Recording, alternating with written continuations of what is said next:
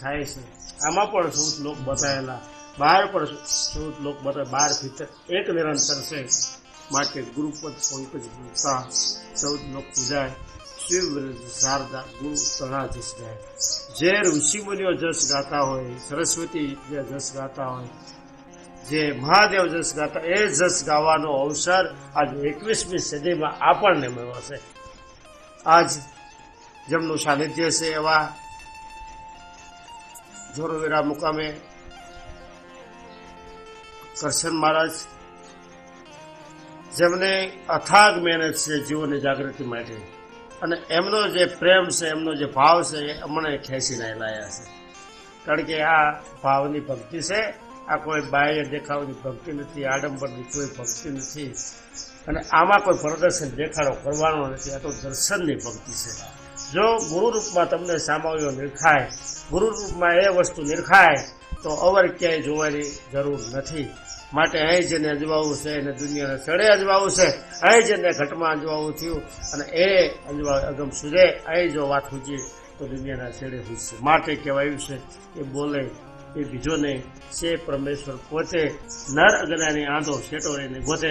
આ શેટાપણું સદગુરુ મહારાજે મિટાયું છે, આ અંતરો સદગુરુ મહારાજે મિટાયો છે। સદગુરુ મહારાજે માયાનું વિભાજન કરી અને જે સ્વરૂપ છે એને સદગુરુ મહારાજ આપણને વખાણ કરાયું છે। માટે જુઓ ને વિચારી હો જુગતી આત્મ જ્ઞાન વગર મુક્તિ।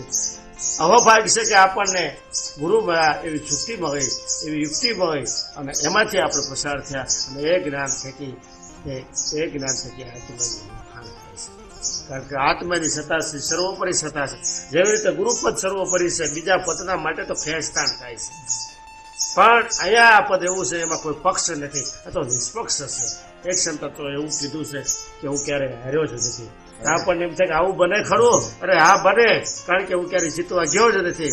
કેમ જીતવા ગયો નથી? સામે કોઈ બીજો પક્ષ નથી, બસ પરમાત્મા સિવાય હવે કાંઈ બીજું કાંઈ દેખાતું નથી। માટે કહેવાયું છે કે નામ વિના કોઈ નવ તરે, ભવસગરની માય નિરાત વાંધો નામ, અને જ્યાં દેખું જાય, જ્યાં દેખું ત્યાં આ પરમાત્માના રૂપ સિવાય ક્યાંય બીજું ભાસતું નથી। માટે અનંત રૂપમાં એક જે તત્વ છે વિલસિર્યો છે, અનંતમાં એક અને એકમાં અનંત, એ જે તત્વ છે ગુરુરૂપ છે, એ સ્વરૂપની વાત છે।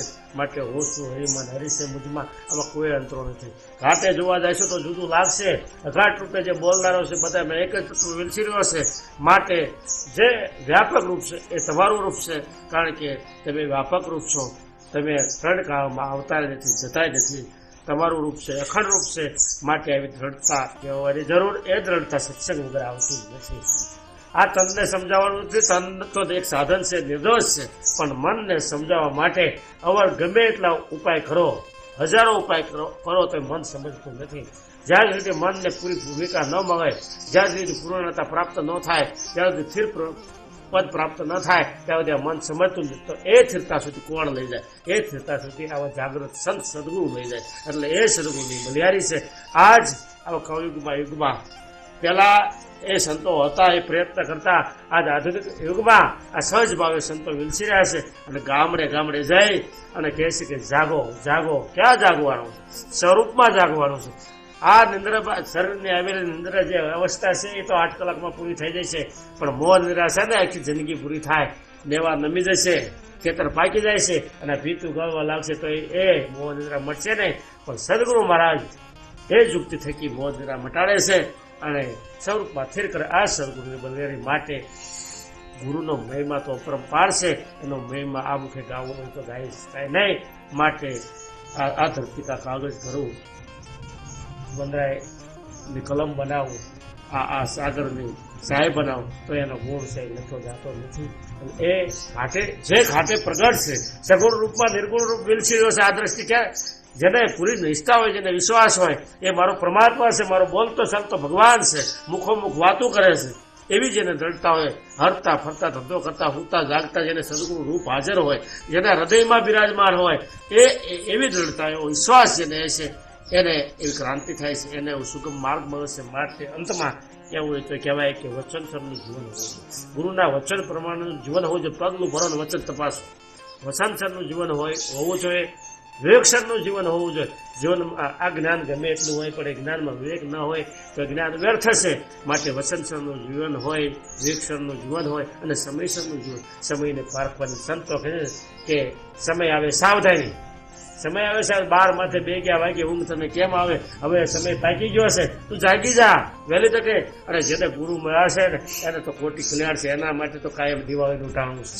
માટે જે જિજ્ઞાસુ હોય, જે આ વાતની ખોજ કરતા હોય, એને વહેલી તકે સદગુરુનું બાવડું પકડી લેવાની જરૂર છે. કોઈ પણ પરંપરા હોય, કોઈ પણ ધારા હોય, જાગ્રત પુરુષના શરણે વૈયા જાય ગયો. અને હું પણ ત્યાગી, જાતિ પણ ત્યાગી અને આપું ખોયાની જેને હોય હામ એને વસ્તુ પ્રાપ્ત થાય છે. મારું પણ ખોવાની માટે હું કરું એ જ અગ્રાંતા ચક્રનો ભાર જેમ સુવન તાણે એમ સીધો સદગુરુ મહારાજ અહમ ઉપર ખડા કરે છે. એક કાન બે કટકા. સદગુરુ મહારાજ કે તડકામાં તું આ જીવરૂપ નથી, 3 ગુણ નથી, તું દેહ તડકામાં નથી, દેહથી પર વિદેહ રૂપમાં. કારણ કે તન મન ધન દેદારો અંદર છે કે બહાર? આ સદગુરુ યુક્તિ આપે છે ત્યારે કોઈ કે અંદર, કોઈ કે બહાર, પણ ચૂંટી મગર તરત કે બોલનારો બહાર છે અને જે બહાર છે એ તમારું સ્વરૂપ છે. આવું સદગુરુ મારે સમજાવે છે. માટે અલ્પમતી આપણી હોય એ ગુરુના ગુણ શું ગાઈ શકાય? પણ ગુરુની મતિ જો પ્રાપ્ત થઈ હોય, જેને ગુરુ ઉપર કૃપા હોય, જેની માથે ગુરુની છત્ર છાયા હોય, જેની માથે ગુરુના આશીર્વાદ હોય, એ દુનિયાના છેડે જાય ને તો એ સત્સંગથી પાછો પડતો નથી. માટે ગુરુની નિષ્ઠા કહેવાની જરૂર છે. ગુરુ મારા પરમાત્મા છે અને એને ગુરુને રીઝવવા ન પડે. ગુરુની એવા સેવા કરવી, તન મન ધનથી સેવા કરીએ તો ગુરુ રીઝવે. ગુરુના આશીર્વાદ મેળવવાના ન હોય, ગુરુના આશીર્વાદ મળી જાય, ગુરુના આશીર્વાદ મળી જાય એવા આપણા પ્રયત્ન કરી, એવું સેવાનું કાર્ય કરી, આ જીવની જાગૃતિ અર્થે આ તન મન ધનથી સેવા કરી અને થોડામાં ઘણું માની આ જીવન સફળ બને. આપણું જીવન તો સફળ બન્યું છે. હવે કાંઈ ખૂટતું નથી. એ ખૂટમાં શું ખૂટે? પણ જે ખૂટે છે એ કંઈક વર્તન ખૂટતું હોય છે, જે કાંઈ ખૂટતું હોય આપણો ખંડ ખૂટતો હોય છે, જે કાંઈ ખૂટું થોડો સત્સંગ ખૂટતો હોય છે. પણ એવા સાવધ બની, એવા સજાગ બની શાન ભાન કાન. આ સદગુરુ મારે શાન આપે છે અને ભાનમાં લાવે છે અને એ સર્વણથી આ શબ્દ રેડ્યો છે. શબ્દ જે સદગુરુ મહારાજની ભક્તિ છે, જે સદગુરુ મહારાજના મુખે એક જે શબ્દો આવ્યા છે એ શબ્દોને ગ્રહણ કરી, ચિંતન કરી, મનન કરી, વિદ્યાસન કાયમ એનો અભ્યાસ કરી અને આ સદગુરુ મારા પરમાત્મા છે, બીજો કોઈ અવરદેવ મારા માટે પરમાત્મા નથી, એવી નિષ્ઠા આવશે તો આ જીવન સફળ બનશે. માટે ઊંટ જાગ મુસાફર પર ભયા. હમણાં આ જીવનની યાત્રા પૂરી થઈ જાય છે. એ જીવનની યાત્રા પૂરી થાય એ પહેલા, સંધ્યા ટાણું થાય એ પહેલા એ સ્વરૂપને પામી લેવાની જરૂર છે. માટે ઉઠો, જાગો અને જય પ્રાપ્ત સુધી મળ્યા રહો. એ બિરાજમાન એવા દિવ્ય રૂપને મારા કોટી કોટી વંદન. બોલો સદગુરુ મહારાજ.